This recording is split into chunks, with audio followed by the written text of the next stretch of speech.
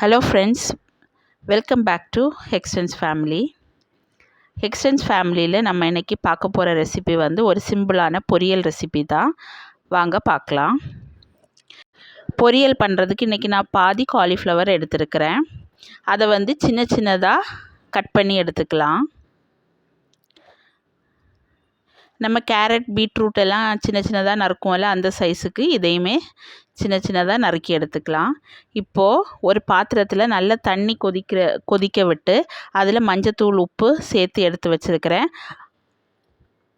அந்த தண்ணியில் வந்து இந்த நம்ம கட் பண்ணி வச்சுருக்கிற காலிஃப்ளவரை எல்லாம் போட்டு ஒரு 5 நிமிஷம் மூடி போட்டு வச்சிடலாம்.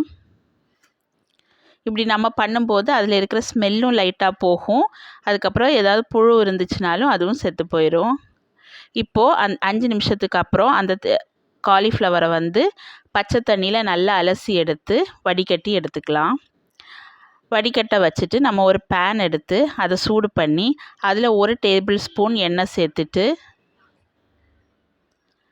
எண்ணெய் சூடானோடனே 1/4 டீஸ்பூன் கடுகு, 1/4 டீஸ்பூன் உளுத்தம்பருப்பு, 2 காஞ்ச மிளகாய், இது எல்லாமே லைட்டாக செவந்த உடனே கொஞ்சமாக கறிவேப்பிலை, இதெல்லாம் வறுபட்ட உடனே நம்ம க்ளீன் பண்ணி எடுத்து வச்சுருக்கிற காலிஃப்ளவரை இதில் கொட்டிடலாம். இப்போ இதுக்கு தேவையான உப்பு சேர்த்துக்கோங்க. நான் 1/2 டீஸ்பூன் உப்பு சேர்த்துருக்கிறேன்.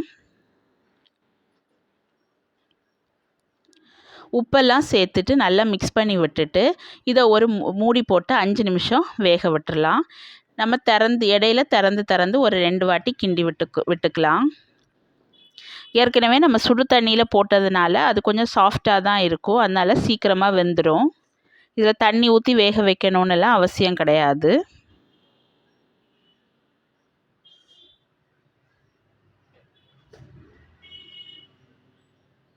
உப்பு நீங்கள் உங்கள் டேஸ்ட்டுக்கு ஏற்ற மாதிரி அட்ஜஸ்ட் பண்ணி போட்டுக்கோங்க.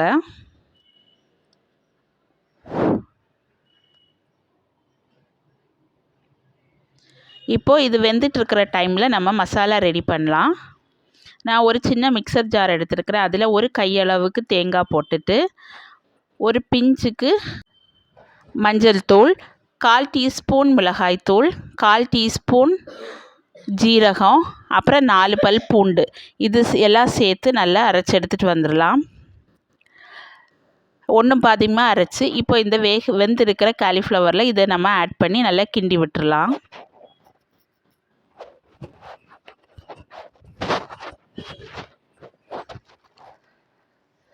நல்லா கிண்டி விட்டுட்டு இந்த மசாலாவோட ஸ்மெல் போகிறதுக்கு மறுபடியும் ஒரு 2 நிமிஷம் மூடி போட்டு வேக விட்டுறலாம்.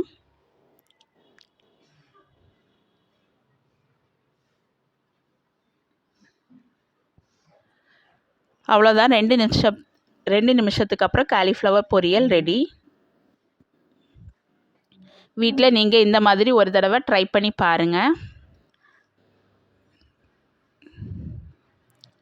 நல்ல டேஸ்ட்டாக இருக்கும். இந்த வீடியோ உங்களுக்கு பிடிச்சிருந்ததா உங்கள் ஃபேமிலி ஃப்ரெண்ட்ஸ் கூட ஷேர் பண்ணுங்கள். உங்கள் ஃபீட்பேக்கை கமெண்ட் செக்ஷனில் சொல்லுங்கள். தேங்க்யூ ஃபார் வாட்சிங்.